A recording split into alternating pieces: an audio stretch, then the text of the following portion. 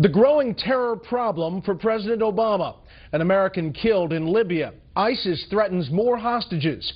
And a former top official who worked for him says the administration is paralyzed, confused, and defensive.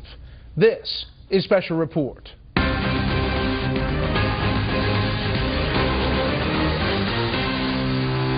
Good evening, I'm Brett Baer. The growing criticism against President Obama's terrorism policy is growing louder tonight.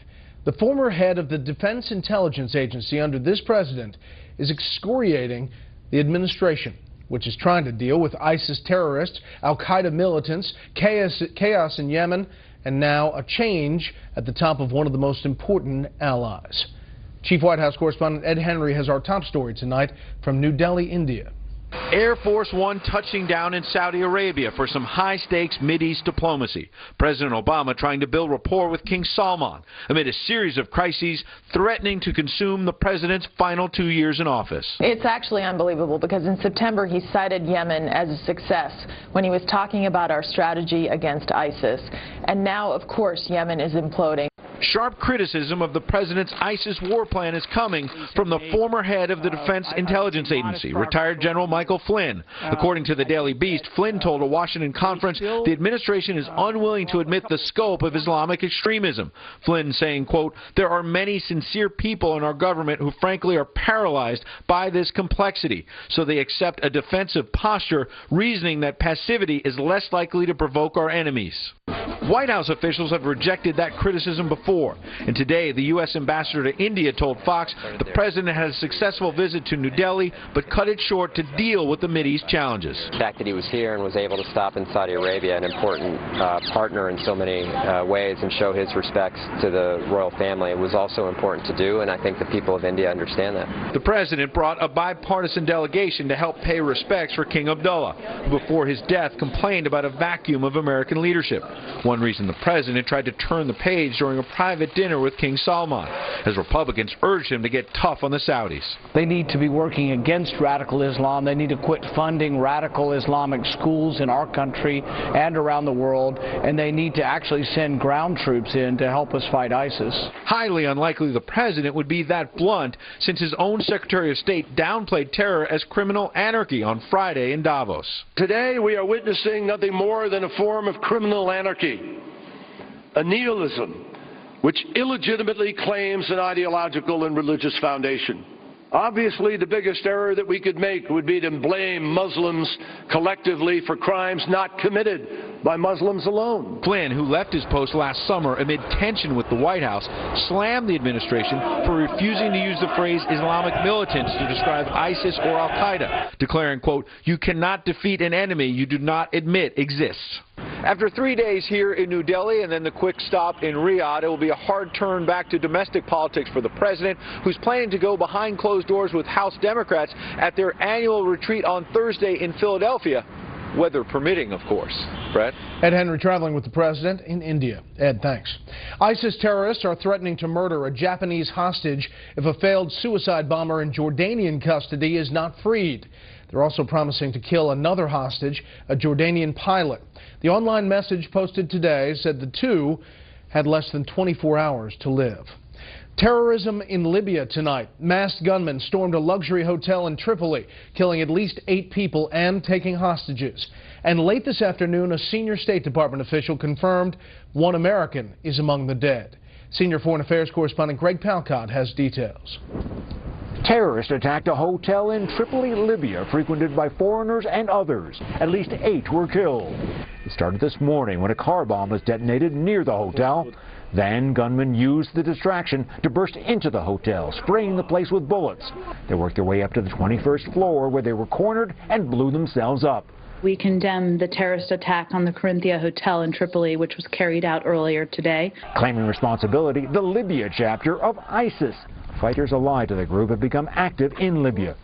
The attack said to be revenge for the death of Abu Anas al-Libi, an al-Qaeda operative seized by special forces last year in Libya. He's believed linked to the U.S. embassy bombings in Africa in 1998. He died in a U.S. prison earlier this month.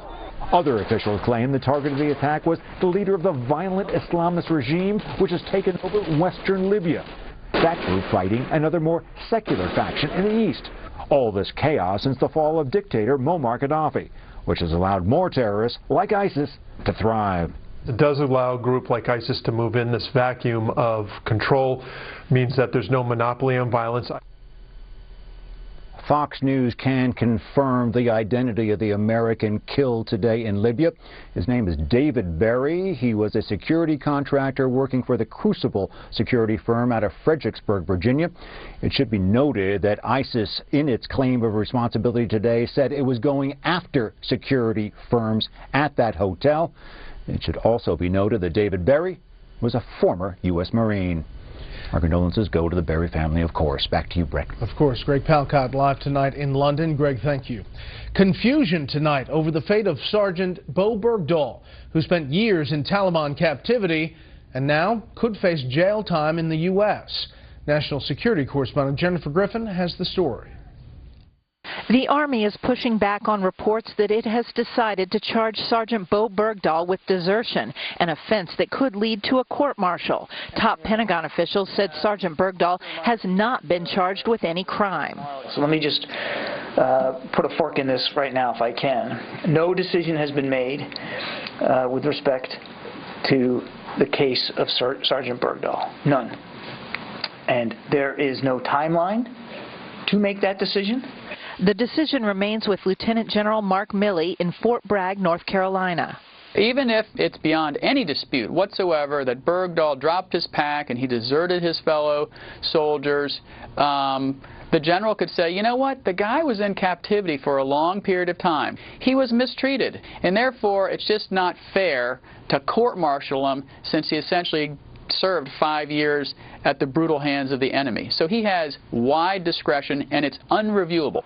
The Pentagon says that Sergeant Bergdahl has not received any charges as of yet. The Army's Major General Ron Lewis took a swipe at the media. Quote, "The reporting is inaccurate. No decision has been made. There is no update to where we are in the process and no change to the range of options the commander has. There is no pressure or influence being applied to General Milley." After Bergdahl's parents appeared in a Rose Garden ceremony shortly after 5 senior Taliban leaders were released from Guantanamo Bay as part of a prisoner swap, Bergdahl's platoon mates first leveled accusations of desertion. I think it was the day of or the day after he left, we did hear over the radio that there was an American looking for someone who spoke English so he could talk to the Taliban. Defense Secretary Chuck Hagel was briefed on the results of the Bergdahl investigation a few days before Christmas. General Milley has been reviewing the findings for more than a month. Brett? We'll follow it. Jennifer Griffin live at the Pentagon. Jennifer, thank you.